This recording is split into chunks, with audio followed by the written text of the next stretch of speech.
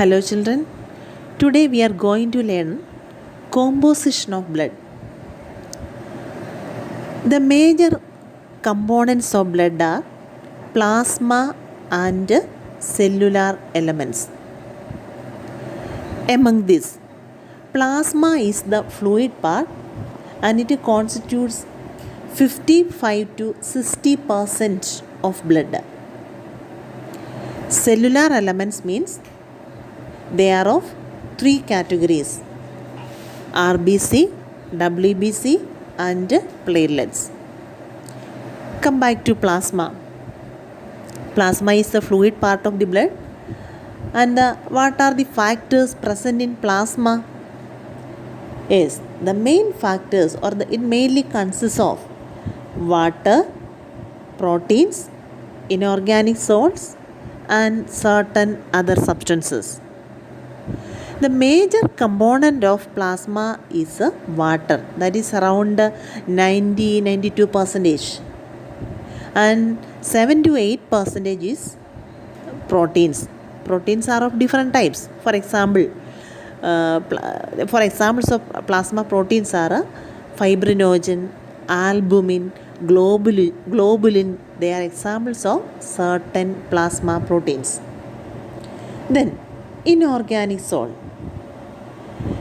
Inorganic salts mainly include sodium chloride and sodium bicarbonate.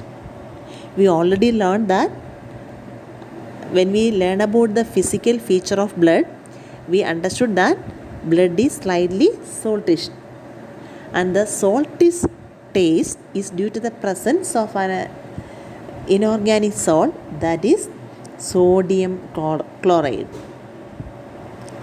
And not only this inorganic salt, below 1%, so many other factors, other substances also present in the blood.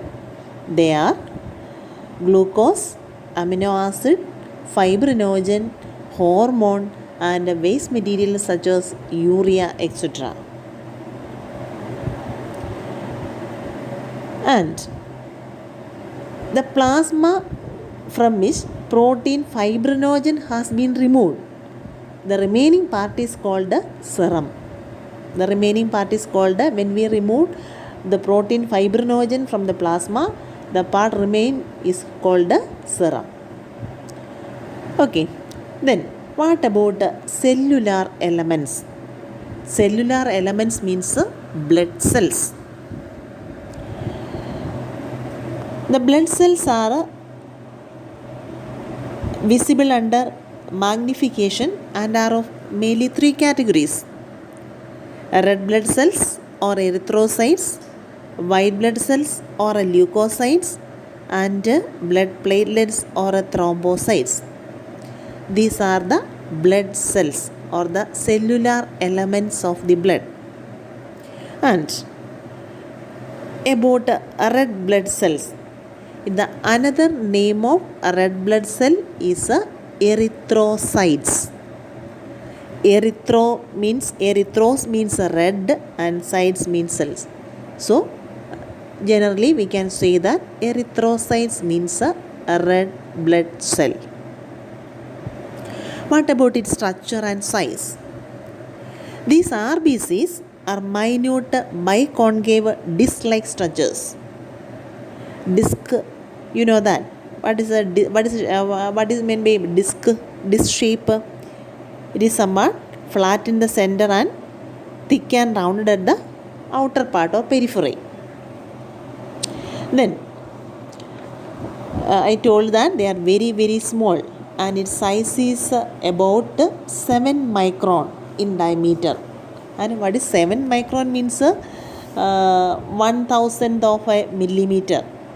That means 1 micron. So the average size of RBC is only 7 micron in diameter. And the biconcave disc-like structure is helpful for the RBC.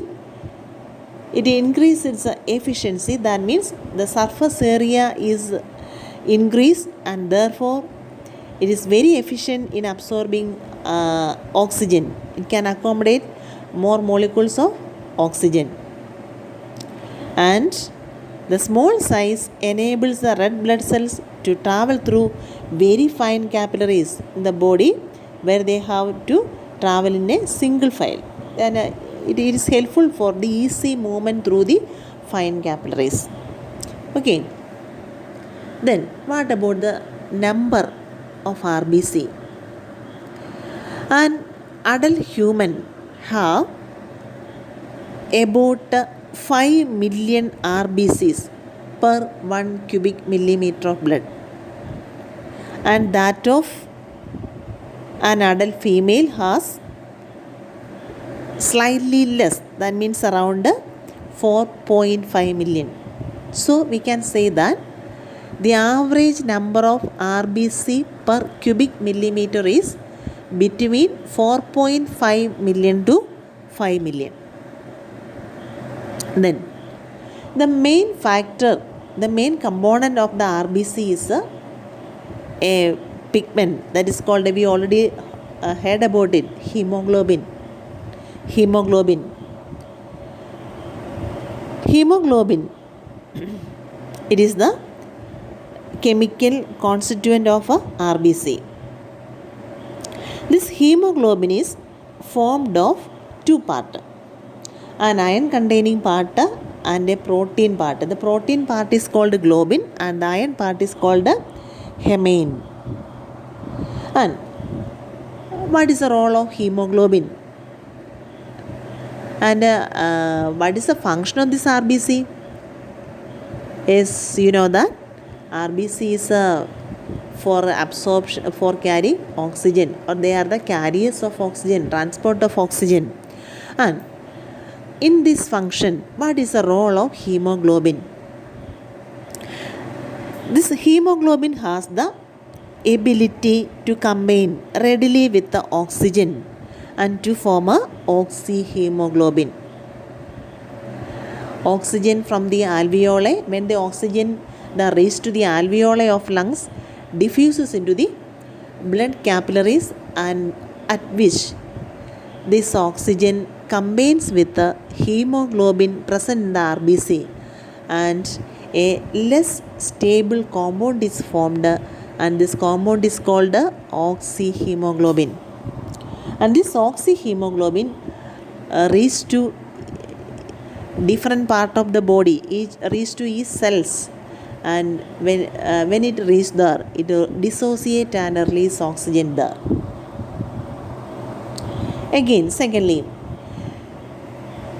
another peculiarity of hemoglobin, it has very strong affinity for carbon monoxide than oxygen. Therefore, when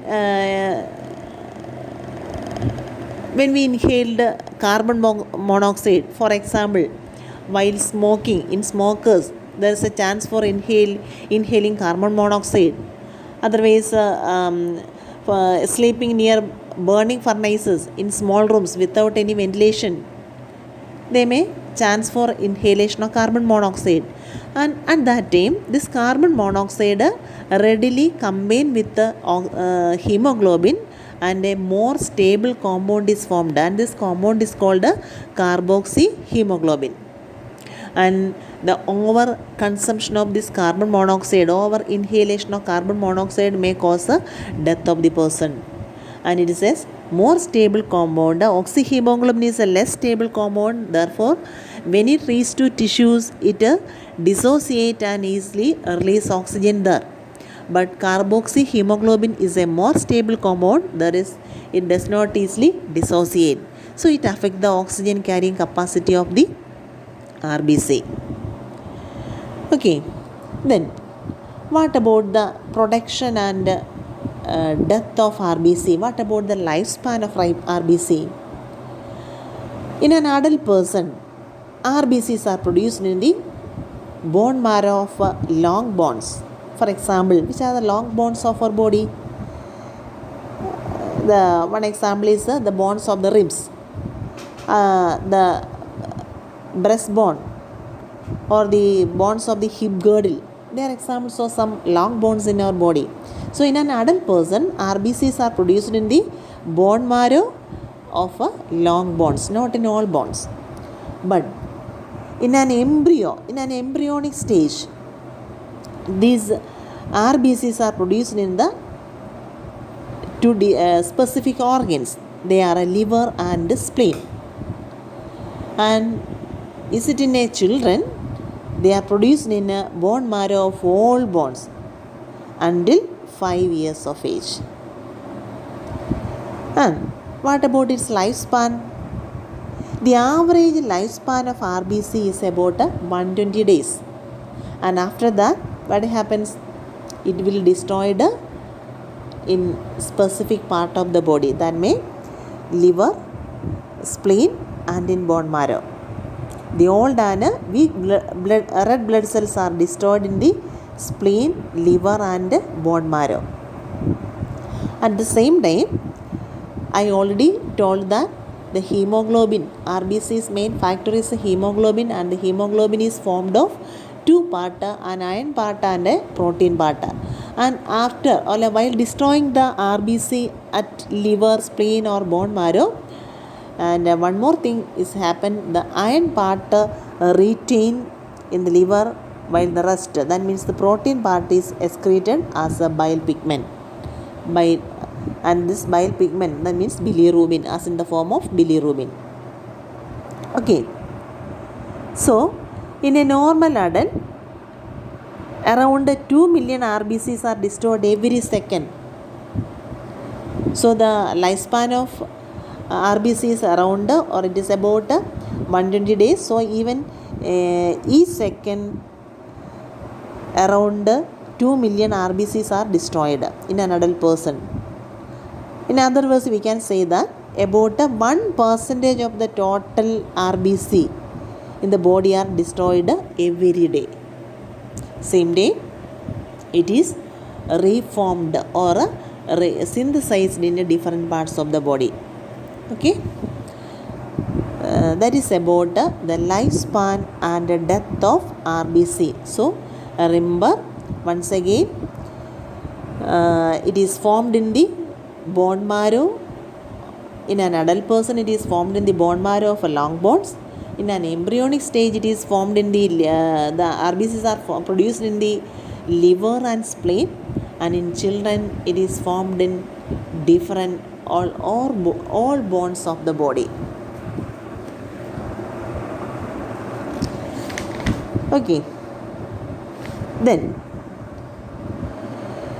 do you know what is the difference between an RBC and an ordinary cell? What is the difference between RBC cell and an ordinary cell? You already learned about the main organelles of a cell. Can you say which are the organelles of the cell? Yes, they are. The main organelle is a nucleus and mitochondria, endoplasmic reticulum, a ribosome, Golgi bodies. Yes, these are the important organelles of the cell.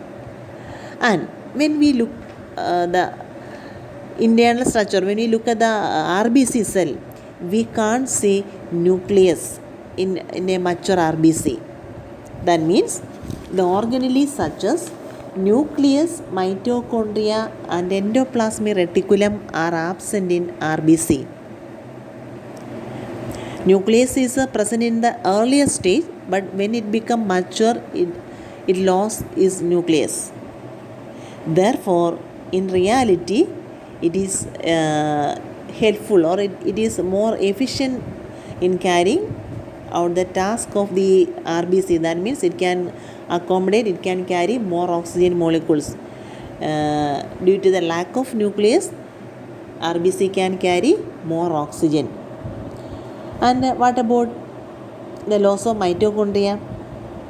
We already learned that mitochondria, it is a powerhouse of the cell, isn't it? Mitochondria is the powerhouse of the cell.